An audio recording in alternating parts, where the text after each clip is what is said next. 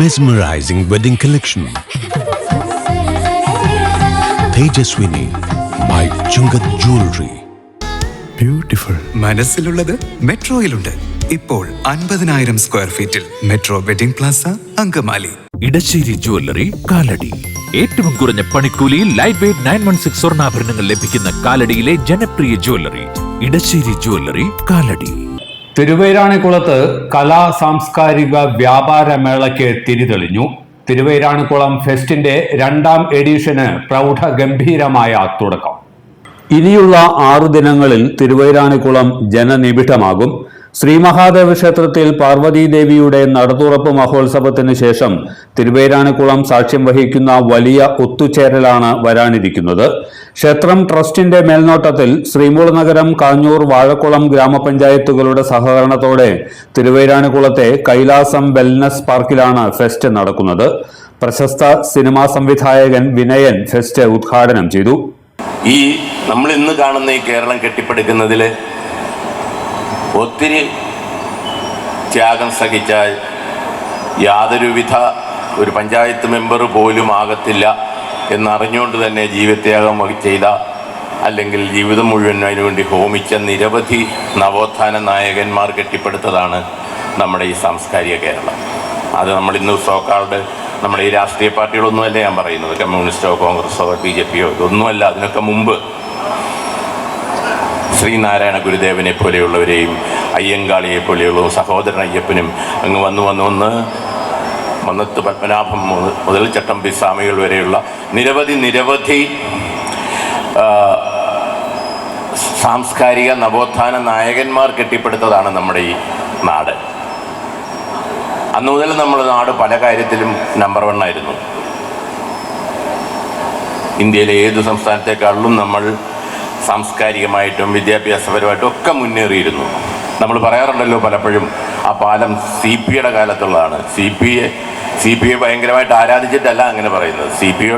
CPയുടെ മൂക്ക് മുറിച്ചവരാണ് കേരളത്തിൻ്റെ നമ്മുടെ വിപ്ലവ നായകന്മാരൊക്കെ. പക്ഷെ പറയുമ്പോൾ CPയുടെ കാലത്താണ് ആ പാലം, CPയുടെ കാലത്താണ് ഈ കെട്ടിടം ഉണ്ടായത്, ഈ ഓഫീസ് ഉണ്ടായത്, ഈ വലിയ കലിങ്കുണ്ടായത് എന്നൊക്കെ, ഈ വനത്തിൽ കൂടുള്ള ഈ റോഡുണ്ടായത് CPയുടെ കാലത്ത് കിട്ടുക. അതിൻ്റെ അർത്ഥം ഞാൻ പറഞ്ഞത് എത്രയോ പതിറ്റാണ്ടുകൾക്ക് മുമ്പ് തന്നെയാണ് നമ്മുടെ നാടിൻ്റെ വികസനവും നവോത്ഥാനവും ഒക്കെ തുടങ്ങിയത്. എന്നു മാത്രമല്ല, ഇന്നത്തെ ഇവിടുത്തെ ചെറുപ്പക്കാർക്ക് നെഞ്ചുവിരിച്ച് നമ്മുടെ വഴിയോരങ്ങളിൽ കൂടി നടക്കാൻ കഴിയുന്ന ഒരു കാലഘട്ടം ഉണ്ടല്ലോ. ഇപ്പം അതൊക്കെ കയ്യിൽ നിന്ന് പോയി നെഞ്ചു വിരിച്ച് നടക്കുക മാത്രമല്ല, വേണം തുണിയില്ലാതെ ഞാൻ നടക്കുമെന്ന് പറയുന്നിടത്തേക്ക് വരെ എത്തിയിരിക്കുകയാണ്. അത് വേറെ കാര്യം, നമ്മുടെ നാടിൻ്റെ പോക്ക്. പക്ഷേ ഒരു കാലഘട്ടത്തിൽ ഈ ഇരിക്കുന്ന നമ്മളുടെ ഈ വേദിയിലിരിക്കുന്നവരുടെ അധികം കാലം മുമ്പേ അല്ല, നിങ്ങളുടെ മുത്തച്ഛൻ്റെ മുത്തച്ഛൻ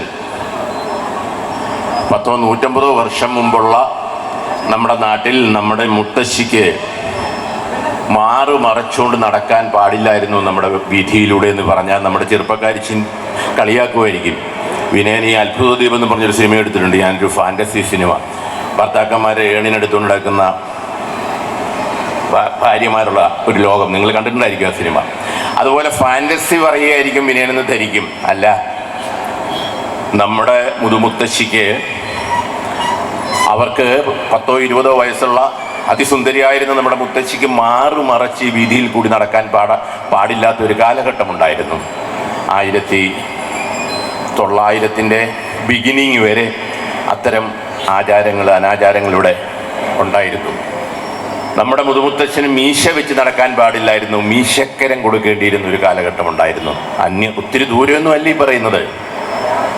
ശ്രീനാരായണ ഗുരുദേവൻ ജനിച്ച് പ്രവർത്തനങ്ങളൊക്കെ തുടങ്ങിയ കാലത്തിൻ്റെ അവസ്ഥയാണ് ഈ പറയുന്നത്. അതിനെതിരെ പോരാടിയ ഒരു നവോത്ഥാന നായകൻ്റെ കഥയാണ് ഞാൻ എൻ്റെ കഴിഞ്ഞ സിനിമയായിട്ട് അവതരിപ്പിച്ചത്. നിങ്ങൾ കേട്ടിട്ടുണ്ടായിരിക്കും, കണ്ട എത്ര പേരുള്ളതെന്ന് എനിക്കറിയില്ല. 19ാം നൂറ്റാണ്ട് എന്ന് പറഞ്ഞൊരു സിനിമ ഞാൻ എടുത്തിരുന്നു. അതായിരുന്നു ചരിത്രം. ആറാട്ടുപുഴ വേലായുധ പണിക്കർ എന്ന് പറയുന്ന ഈഴവ സമുദായത്തിൽ ജനിച്ച, നവോത്ഥാനത്തിന് വേണ്ടി തൻ്റെ സഹജീവികൾക്ക്, തൻ്റെ കൂടപ്പിറപ്പുകൾക്ക് മറച്ച് ഈ നാട്ടിൽ കൂടി നടക്കണം, അവർക്ക് കല്ലുമാലയല്ല, അവർക്ക് സ്വർണ്ണമാല ഇടിയിക്കും ഞാൻ, അല്ലെ അവർക്ക് സ്വർണ്ണ മൂക്കുത്തി ഇടിയിക്കും ഞാൻ മുട്ടിന് താഴെയുള്ള പുടവ ചുറ്റിയാൽ കാല് താഴോട്ട് കരിച്ചു കളയുന്ന കാലമായിരുന്നു അത്. ആ പുടവ നെയ്യാനായിട്ട് അവരെയാണ് ഉപയോഗിക്കുന്നത്. പക്ഷേ നെയ്ത് കഴിയുമ്പോൾ ഈ പുടവ ഉപയോഗിക്കാൻ അവർക്ക് പാടില്ല. ആ അച്ചിപ്പുടവ എന്ന് പറയുന്ന പുടവ ഉപയോഗിച്ചാൽ അവരുടെ മുട്ടിന് താഴോട്ട് കരിച്ചു കളയും. ഒരു അധസ്ഥിത വിഭാഗത്തിൽപ്പെട്ട അധസ്ഥ വിഭാഗം എന്ന് പറഞ്ഞാൽ ഒരു ഇഴവർ തൊട്ട് താഴോട്ടുള്ള വിഭാഗത്തിൽപ്പെട്ട ആൾക്കാരിൽ ഒരു പെൺകുട്ടിയെ നാട്ടിലെ പ്രമാണിക്ക് കണ്ടിഷ്ടം തോന്നിപ്പോയാൽ അവൾ കൂടെ പോയില്ലെങ്കിൽ നമ്മളീ പറയുന്നതൊക്കെ അവരെ പീഡിപ്പിക്കുകയോ അല്ലെ അറാസിയോ ഒന്നുമല്ല, കൊല്ലാൻ നിയമമുണ്ടായിരുന്ന ഒരു നാട് എന്ന് പറഞ്ഞാൽ ഇത് വെള്ളരിക്ക പട്ടണമാണോ എന്ന് പലരും ചോദിക്കും. അങ്ങനെ ഒരു നാടായിരുന്നു ഇത്.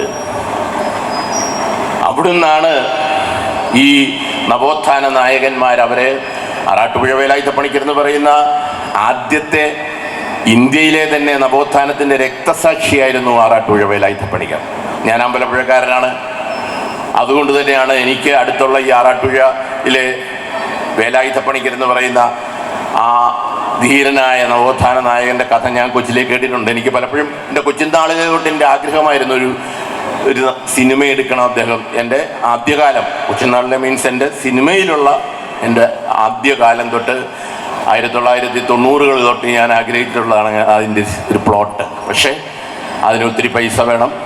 അങ്ങനെ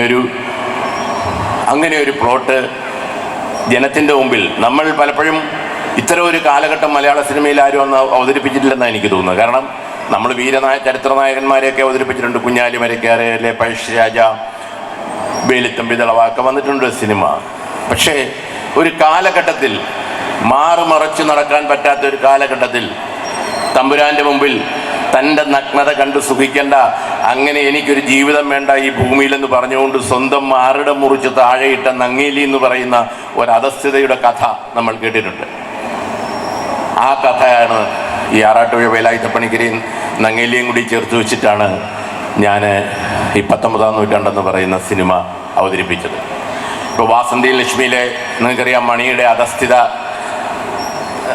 നായകൻ, അധസ്ഥിത സമുദായത്തിൽപ്പെട്ട അന്ധനായ തെരുവ് ഗായകൻ, അല്ലെങ്കിൽ കരുമാടിക്കുട്ടനിൽ മണിയെ വെച്ച് ഞാൻ കൊണ്ടുവന്ന കുട്ടനാട്ടിലെ ചെറുമൻ തമ്പുരാട്ടിക്കുട്ടി പറയുന്നു, എനിക്ക് എൻ്റെ സംരക്ഷകൻ ഈ ചെറുമനാണെന്ന് പറയുന്ന അവനെ ചേർത്ത് പിടിക്കുന്ന ജീവിത സ്നേഹത്തിൻ്റെയും ദയയുടെയും എന്താ പറയുക ആർദ്രതയുടെയും ഒക്കെ ഒരു പര്യായമായ ഒരു ചെറുമൻ്റെ കഥയായിരുന്നു. പക്ഷേ അതിൻ്റെ ഒക്കെ അപ്പുറത്തേക്ക് അതൊക്കെ നമുക്ക് ഫിക്ഷനാണെങ്കിൽ, നമ്മളുണ്ടാക്കുന്ന കഥയാണെങ്കിൽ, ഇത് നടന്ന ആ സിനിമയുടെ എഴുതാനായിട്ട് പുസ്തകങ്ങൾ വായിച്ചപ്പോഴാണ് ഞാൻ ഞെട്ടിപ്പോകുന്നത്. ഇത്തരം ഒരു കാലഘട്ടത്തിൽ കൂടായിരുന്നു നമ്മൾ കടന്നു വന്നത്. പക്ഷേ ഞാൻ പല പുസ്തകങ്ങൾ വായിച്ചിട്ടും ആറാട്ടുപുഴ വേലായുധപ്പണിക്കർ എന്ന് പറയുന്ന ആളിനെപ്പറ്റി 2 വരിയിൽ മാത്രമാണ് ചരിത്രകാരന്മാർ രേഖപ്പെടുത്തിയിരിക്കുന്നത്. അതായിരുന്നു നമ്മുടെ ഇവിടുത്തെ ചരിത്രകാരന്മാരുടെ ഒരു സ്വഭാവം. അവർക്ക് വേണ്ടപ്പെട്ടവരെ അവർ പ്രൊജക്റ്റ് ചെയ്യും, എഴുതി വെക്കും ഭയങ്കരമായിട്ട്. ആറാട്ടുപുഴ വേലായുധപ്പണിക്കരെ പറ്റി എഴുതിയിരുന്നത് ഇങ്ങനെ: ആറാട്ടുപുഴയിൽ അധസ്ഥിതർക്ക് വേണ്ടി പോരാടിയ ഒരു ആറാട്ടുപുഴ വേലായുധപ്പണിക്കരുണ്ടായിരുന്നു, അദ്ദേഹത്തെ കൊല്ലുകയായിരുന്നു എതിർവിഭാഗം എന്ന് ഒരു ഖണ്ഡികയിലുള്ള ഒരു വിവരണം മാത്രമേ ഈ വേലായുധപ്പണിക്കരെ പറ്റി ഉണ്ടായിരുന്നുള്ളൂ. ഞാൻ പറഞ്ഞു വന്നത്, ഇന്നത്തെ പോലെ തന്നെ അന്നും ഈ തമസ്കരണത്തിൻ്റെ ചരിത്രകാരന്മാരുടെ ആ തമസ്കരിക്കാനുള്ള അവരുടെ ഒരു ദുഷ്ടലാക്ക്, അല്ലെങ്കിൽ ആരാണോ നമ്മുടെ നാടിൻ്റെ മേധാവിത്വം കയ്യിലുള്ളത് അവർക്ക് ഇഷ്ടപ്പെട്ടവരുടെ ചരിത്രം മാത്രം വരുന്ന ഒരവസ്ഥ അന്നുണ്ടായിരുന്നു, ഇന്നുമുണ്ട് എന്നുള്ളത് സത്യമാണ്. അപ്പോൾ അങ്ങനെ ഈ ആറാട്ടുപുഴ വേലായുധപ്പണിക്കരെ പറ്റി പഠിച്ച് വന്നപ്പോഴാണ് സത്യത്തിൽ സുഹൃത്തുക്കളെ, ഞാനല്ലാതെ വലിയ ചരിത്രകാരനോ ചരിത്രം പഠിച്ചിട്ടുള്ള ആളൊന്നുമല്ല, ഓരോ സിനിമയ്ക്ക് വേണ്ടിയും നമ്മൾ വായിക്കുന്നതാണ്. അപ്പോഴാണ് നമ്മൾ മനസ്സിലാക്കേണ്ടത്, ആ 150 വർഷത്തിന് ശേഷം ഇന്ന് തൻ്റെ ഇടത്തോടുകൂടി മുണ്ടു മടക്കി കൊടുത്ത് നെഞ്ചു വിരിച്ച് ആരാടാ എന്നെ ചോദ്യം ചെയ്യാനെന്നും പറഞ്ഞ് നമ്മുടെ ഏത് വിഭാഗത്തിൽപ്പെട്ട ചെറുപ്പക്കാരനോ ചെറുപ്പക്കാരിക്കോ നമ്മുടെ നാട്ടിൽ നടക്കാൻ കഴിയുന്നെങ്കിൽ അതിനുവേണ്ടി പോരാടിയ ഒരു വലിയ വിഭാഗം ഉണ്ടായിരുന്നു എന്ന് നമ്മുടെ ഈ ചെറുതലമുറയെ ആരെങ്കിലും പറഞ്ഞു കൊടുക്കുന്നുണ്ടോ? എങ്കിൽ അത്തരം ഒരു കഥയുണ്ടായിരുന്നു. നിന്റെ മുതുമുത്തശ്ശിക്ക് ഇവിടെ, മുതുമുത്തശ്ശൻ ഇവിടെ മീശ വെക്കാൻ പാടില്ലാത്ത ഒരു കാലഘട്ടത്തിൽ നിന്നാണ് ഇങ്ങോട്ട് വന്നത്. അതവന് പറഞ്ഞു കൊടുത്താൽ ചിലപ്പോൾ അവൻ്റെ മനസ്സിലുള്ള, ഇന്ന് ജനിക്കുമ്പം തന്നെ വായിൽ സ്വർണ്ണക്കരണ്ടിയുമായിട്ട് ജനിച്ച നമ്മുടെ ഈ കുട്ടികൾ, അവര് ഈ ഫേസ്ബുക്കിൻ്റെയും ഇൻസ്റ്റാഗ്രാമിൻ്റെയും പുറത്തേക്ക് വരുന്നില്ലല്ലോ. അവരൊരു ഇഷ്യൂ ഉണ്ടായാൽ പരസ്യമായിട്ട് പ്രതികരിക്കാൻ വരുന്നുണ്ടോ? അവർ ചിലപ്പോൾ പ്രതികരിക്കാൻ വരുന്നത് എന്തിനാണ്? ഇവിടെ MDMA അടിച്ചിട്ട് ഇഷ്ടമില്ലാത്തവനെ വെട്ടാൻ വരുന്നുണ്ട് അല്ലേ, നമ്മൾ കാണുന്നുണ്ട്. അല്ലെ അമ്മയും അച്ഛനെയും പോലും തല്ലാൻ വരുന്നുണ്ട്. അതിനപ്പുറത്തേക്ക് ഈ നാട്ടിലെ പ്രതികരണശേഷിയുള്ള, ഈ നാട്ടിലൊരു ഇഷ്യൂ ഉണ്ടായാൽ സ്വന്തം മുന്നിൽ വെച്ചൊരു സഹോദരനെ തല്ലിയിട്ടാൽ, ചേട്ടാ എന്തിനാ തല്ലിയത്, ശരിയല്ല നിങ്ങൾ കാണിച്ചെന്ന് പറയാൻ നമുക്കില്ല. നമുക്കിന്ന് ചെറുപ്പക്കാർ നമ്മൾ സാംസ്കാരികമായിട്ടൊക്കെ ഒത്തിരി മുന്നേറി എന്ന് പറയുന്നുണ്ട്. പക്ഷെ നമ്മുടെ പുതുതലമുറ അന്തർമുഖരാണ്.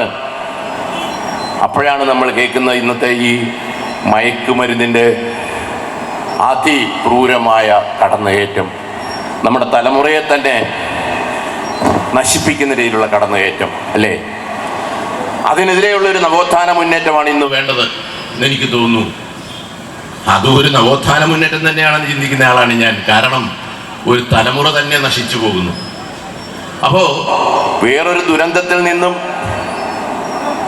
ഭയങ്കരമായിട്ട് ഫൈറ്റ് ചെയ്ത് ജീവത്യാഗം ചെയ്ത്, ഞാനീ പറഞ്ഞ ആറാട്ടുപുഴ വേലായുധപ്പണിക്കരോ അല്ലെങ്കിൽ സഹോദരൻ അയ്യപ്പനോ അയ്യങ്കാളിയോ ഒക്കെ ഈ പറയുന്ന ഒരു പഞ്ചായത്ത് പ്രസിഡന്റ് ആയ പോകുന്നതിലും വിചാരിച്ചിട്ടല്ലല്ലോ ഫൈറ്റ് ചെയ്തത്, ജീവൻ ബലിയർപ്പിച്ചത്.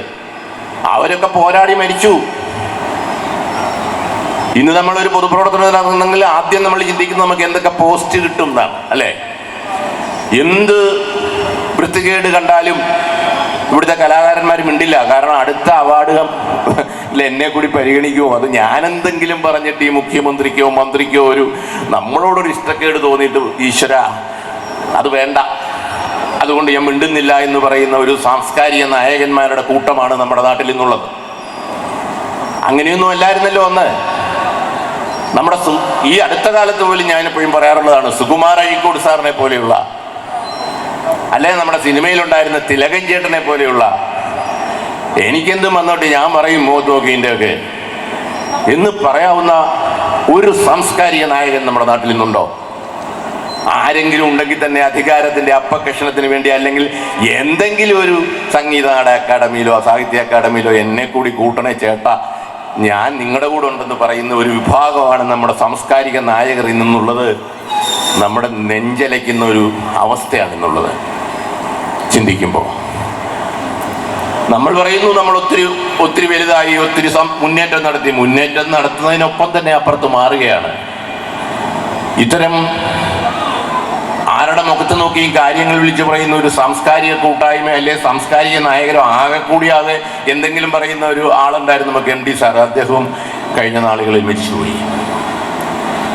അപ്പോൾ ഈ ആറാട്ടുപുഴ വേലായുധപ്പണിക്കരെ ഞാൻ പറ്റി പറയാൻ കാര്യം, ഇന്നുള്ള ഈ പറയുന്ന സുഭിക്ഷരായ സാംസ്കാരിക നായരെ കണക്കുന്ന ഒരു കഥാപാത്രം ആകാൻ കഴിയുമായിരുന്ന ഒരു വ്യക്തിയാണ് ആറാട്ടുപുഴ വേലായുധപ്പണിക്കർ. അദ്ദേഹം അതികോടീശ്വരനായിരുന്നു, ഈഴവ സമുദായത്തിൽപ്പെട്ടവനാണെങ്കിലും. ആറാട്ടുപുഴയിലെ അദ്ദേഹത്തിന്റെ വീട്ടിലാണ് ഈസ്റ്റ് ഇന്ത്യ കമ്പനിക്ക് അന്ന് കപ്പം കൊടുക്കാൻ മഹാരാജാവിന് കാശില്ലാതെ വരുമ്പോൾ ആറാട്ടുപുഴ വേലായുധപ്പണിക്കരുടെ വീട്ടിലും കോട്ടയത്തെ തരകന്റെ വീട്ടിലേക്കുമാണ് മഹാരാജാവ് മന്ത്രി അയക്കുന്നത് കാശിന് വേണ്ടി. അത്ര പണക്കാരായിരുന്നു അവർ, ഒത്തിരി ഭൂമി ഉണ്ടായിരുന്നു. അതുകൊണ്ട് തന്നെ ഈ പണത്തിന് മീതെ പരുന്തും പറക്കില്ല എന്ന് പറഞ്ഞ കണക്ക് വേലായുധപ്പണിക്കർക്ക് ഒത്തിരി ഇളവുകളുണ്ടായിരുന്നു. അവരുടെ വീട്ടിലെ പെണ്ണുങ്ങൾക്ക് മാറു മറയ്ക്കായിരുന്നു, അവരുടെ വീട്ടിലെ ആണുങ്ങൾക്ക് മീശയും താടിയും ഒക്കെ വളർത്തായിരുന്നു. പക്ഷെ വേലായുധപ്പണിക്കർ മഹാരാജാവിനോട് പറഞ്ഞു, ഞാൻ ഐലേന്ദ്രനാൾ മഹാരാജാവാണെന്ന് തോന്നുന്ന കാലം പറഞ്ഞു, അങ്ങയുടെ ഈ ഇളവൊക്കെ ശ്രീമൂലത്തിന് മുമ്പ് ആയില്യം, ഞാൻ 1870 കാര്യമായി പറയുന്നത്, ഞാൻ അങ്ങയുടെ ഈ അങ്ങ് തരുന്ന ഈ ദയാവായ്പൊക്കെ ഞാൻ എല്ലാ നന്ദിയോടും കൂടി ഞാൻ തിരിച്ച് ആ കാൽപാദങ്ങളിൽ തന്നെ വെക്കുന്നു. എനിക്ക് വേണ്ട. എൻ്റെ സഹജീവികൾ ഉടുതുണിക്ക് അവരുടെ നഗ്ന മറയ്ക്കാൻ മാറിൽ തുണി കൊണ്ട് കെട്ടാൻ സമ്മതിക്കാത്ത ഒരു ലോകത്ത് എൻ്റെ തൊട്ട അയൽവക്കക്കാരനായ ചെറുപ്പക്കാരന് മീശ വെച്ചാൽ അവന്റെ മീശ പഠിച്ചു കളഞ്ഞ് അവനെ തലകീഴായി കെട്ടിത്തൂക്കി അടിക്കുന്ന ഈ ലോകത്ത് ഒരു നല്ല പുടവയുടുക്കാനായിട്ട് എൻ്റെ സഹജീവികൾക്ക് പറ്റാത്ത ഈ ലോകത്ത് എനിക്ക് അങ്ങയുടെ ദയാവായ്പ വേണ്ട, അതുകൊണ്ട് ഞാൻ അവർക്ക് വേണ്ടി ഫൈറ്റ് ചെയ്യാൻ ഇറങ്ങുകയാണെന്ന് പറഞ്ഞ ആളാണ് വേലായുധ പണിക്കർ. ഒരു പ്രശ്നവുമില്ലാതെ സുഭിക്ഷമായിട്ട് പല്ലക്കിൽ നടക്കുകയും കുതിരപ്പുറത്ത് നടക്കുകയും എന്ത് വേണ വൃത്തികേടോ തെമ്മാടിത്തരോ കാണിച്ചാലും രാജാവ് കണ്ണടയ്ക്കുകയും ഒക്കെ ചെയ്യാൻ പറ്റുന്ന ഒരു സ്ഥിതിയിൽ നിന്നാണ് അദ്ദേഹം പോരാടിയത്. ഞാൻ പറഞ്ഞു വന്നത്, ഇന്ന് ഇതുപോലെയുള്ള കൂട്ടായ്മകളിലൂടെ കാലം ഒത്തിരി മാറി, നമുക്ക് ദാരിദ്ര്യം മാറി, നമ്മുടെ ആ നാട്ടിലെ ആ സാംസ്കാരിക തിന്മകളൊക്കെ മാറി. പക്ഷേ വലിയ വിപത്തുകളിലോട്ട് വീണ്ടും നമ്മൾ വലിച്ചിഴക്കപ്പെടുന്നു. പരസ്പരം സ്നേഹമില്ല, പരസ്പരം ചേർത്ത് നിർത്തുന്ന ഒരു മാനസികാവസ്ഥയില്ല.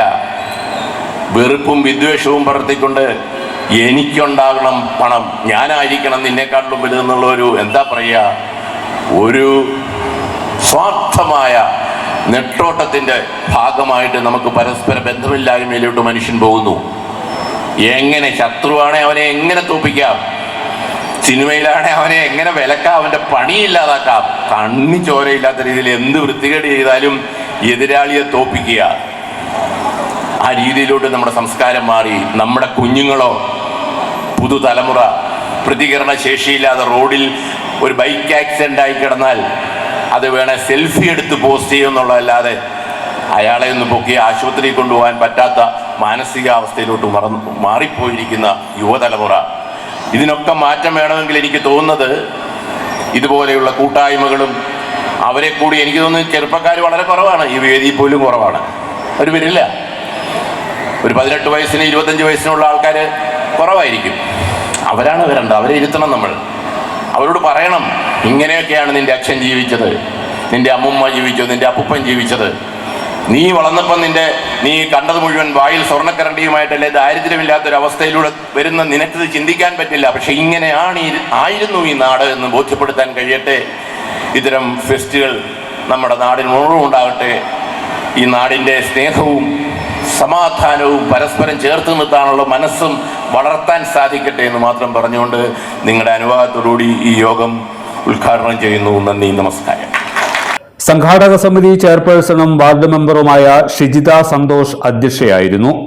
അൻവർ സാദത്ത് MLA മുഖ്യാതിഥിയായി പങ്കെടുത്തു.